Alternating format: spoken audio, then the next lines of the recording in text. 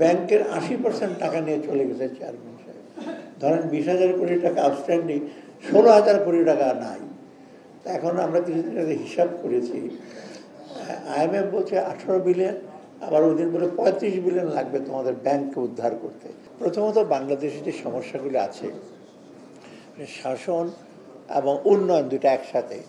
আমি প্রথমেই স্বীকার করি উন্নয়ন রাজনীতির সাথে সম্পর্কযুক্ত, কারণ রাজনীতি ছাড়া, রাজনৈতিক বন্দোবস্ত ছাড়া উন্নয়ন সম্ভব না। সেটা আমি প্রায়ই বলি।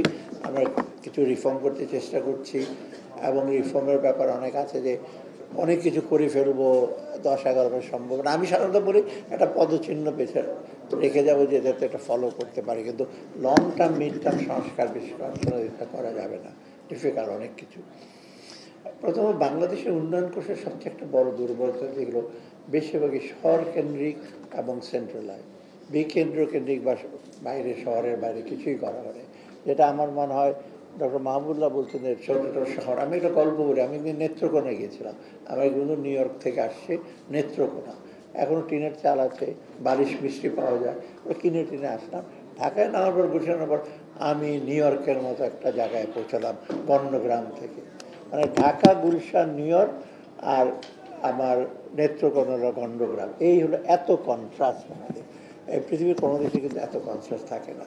উনি বলেন যে ঢাকায়, গুলশানে বর্ণে যা পাওয়া যায়, নিউ ইয়র্ক, শিকাগোতে সবই পাওয়া যায়, কিন্তু নেত্রকোনা অর্থাৎ পাটগ্রাম এইসব জায়গাতে এগুলি কিছু পাওয়া যায় না। এই যে কন্ট্রাস্টটা, এটা কিন্তু আমাদের অতি দ্রুত ঠিক করতে হবে। সেখানে অবশ্য স্থানীয় সরকার এটা মনে হয় এটা শুনতে হচ্ছে।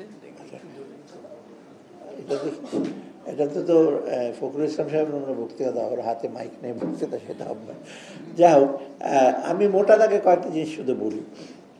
প্রথমত, যে আমাদের উন্নয়ন দর্শন বা উন্নয়ন যে কৌশলগুলো, সেগুলো বলছিল এখনও যে আমরা কারেক্ট করতে পারছি তা না। আর একটা জিনিস হলো কি, মানুষের উপরে সবচেয়ে বেশি একটা জিনিস করা, ডিপেন্ড করা। আমি একটা ছোট্ট গল্প বলি। আমাকে বলেছেন আগে, আফ্রিকার একটা দেশে উনি বক্তৃতা দিয়ে উনি বলছেন যে তোমরা দরিদ্র নও, তোমরা ক্যাপাসিটি আছে। তো রাত্রিবেলা ওই কৃষক ওনার ইয়েতে বলে, তোমাকে ধন্যবাদ জানাই, কেন তুমি আমাকে দরিদ্র বলনি, আমাকে গরিব বলনি। আর সবাই শুনে পভার্টি এলিভেশন, দারিদ্র বিমোচন, সবাইকে শুরুই করে আমরা হত দরিদ্র। তো এই যে সেলফ রেসপেক্টটাই সেকে দেওয়া মানুষকে এবং তার সৃজনশীলতাকে ইসে করা, সেটা সবচেয়ে বড় শুরু। এটাই হলো সবচেয়ে বড়। তো আমরা সেটা যে করতে পারছি তেমন কিছু না। এখন আমরা যখন আসছি আগস্ট মাসে, আমি তো মোটামুটি অর্থনীতির সম্বন্ধে জানি, কিছুদিন কেন্দ্রীয় ব্যাংকে ছিলাম। এইরকম অবস্থা কিন্তু পৃথিবীর কোনো দেশ হয়েছে বলে আমার মনে পড়ে না। এই যে বর্তমান যে গভর্নর আছে, সে তো আমার ছাত্র, সে তো প্রায় 100 দেশের মধ্যে গেছে। আমার মনে হয় পৃথিবীর কোনো দেশে এরকম অর্থনৈতিক বিপর্যয় আমি দেখে নাই। ব্যাংকের 80% টাকা নিয়ে চলে গেছে চেয়ারম্যান সাহেব।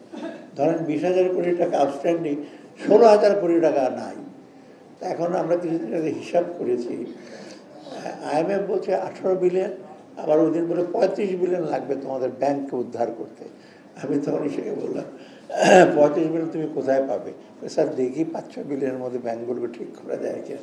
তো এইরকম একটা খাদের কিনার থেকে যে কিছুটা নিয়ে আসে একেবারে পুরোপুরি, তো সেটা খুব সহজ কাজ না, এবং শেষ এটা ওয়ান অফ না, করে দিলাম এটা কন্টিনিউয়াস যে কোনো রিফর্ম।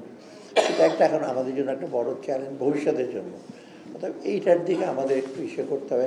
আর এটা সবচেয়ে বড় রাজনৈতিক জিনিসটা।